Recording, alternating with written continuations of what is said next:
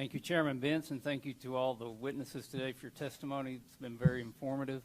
Just one thing to add on to what we were just talking about, and I think it was Representative LaMalfa mentioned we passed H.R. 1 last week, and part of that was to have one federal decision, which is very similar to Mr. Calvert's bill, where you don't have competing interests with federal agencies, and nobody takes initiative because nobody knows who's in charge. So I think that could really help.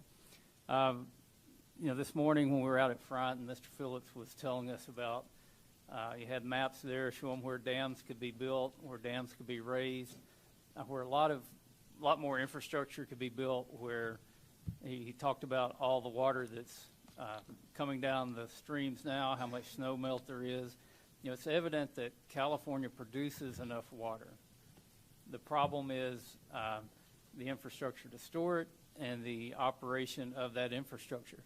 I often said that you could put my mother in a race car and she's still going to drive at about 55 miles an hour at top end. And as I look at the massive infrastructure that's here now, and Mr. Phillips, I think you alluded to it this morning, it's an operational issue.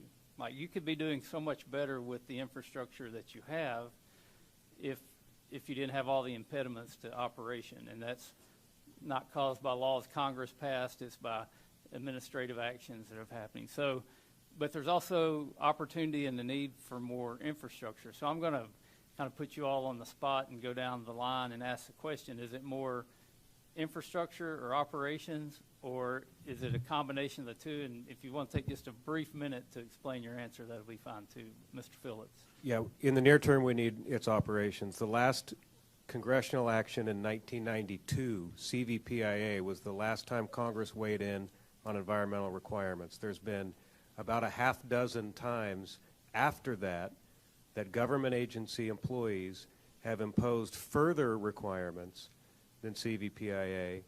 So you're saying operations. I'm going to have to move quickly here. Mr. White, operations or infrastructure? I would say it's equal, operations and infrastructure.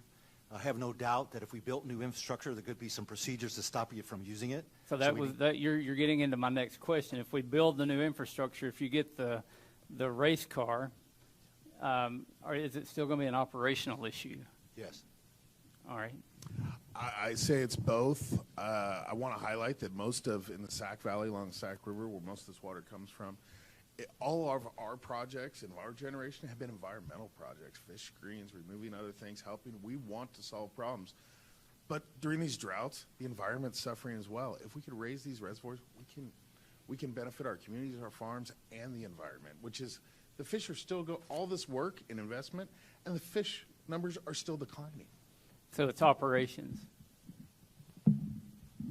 I would say it's a combination of both, but in the immediate near term, we need to focus on recharge and streamline that process and get as much of this water into the ground. So when it's dry, because it will be dry again, we'll be able to manage through it, because we're not going to be able to build infrastructure, big, large infrastructure projects in the short term, which I think we need to continue to invest in it and make sure it happens.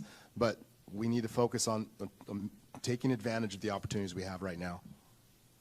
I feel we need to get with the operations, because you can't get to the infrastructure. You can't even get in your race. Are you wearing the right pants? Are you wearing the right shoes? Do you have the flame retardant on? So we need to get the operations out of the way, but we do need to focus on the infrastructure, because you need the tools once you get into the race. You're going to need to fix the car. You're going to need the gas tank, extra gas tank. So we're going to need that stuff. And for me, area specific, if you get into the hills, we can be building dams there. If you get into the valley where our local farms are, we need infrastructure. We need a few more canals to transport water to those drier areas. Another piece of it, though, is personnel. On a year like this, all the districts are just slammed. They cannot get ahead. There are channels that are empty right now. There's nobody to open them up. There's nobody to monitor them once they're full. I'm sorry to cut you off, but I want to move on pretty quickly here. So it appears that the immediate thing that could be done to make the situation better is operations, but there is definitely need for long-term infrastructure. So we're focusing on California water today, but within the next month or two, I'll be over in Colorado. We'll be conducting a similar hearing to this.